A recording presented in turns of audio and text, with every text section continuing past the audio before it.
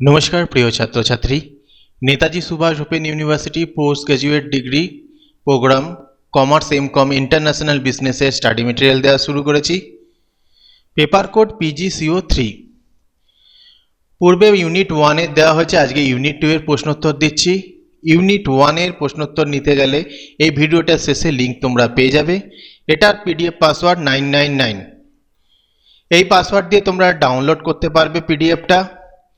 PDF link ডেসক্রিপশনে রয়েছে, সেখানে ক্লিক করলে পাসওয়ার্ড চাইলে এই পাসওয়ার্ডটা দিয়ে দেবে।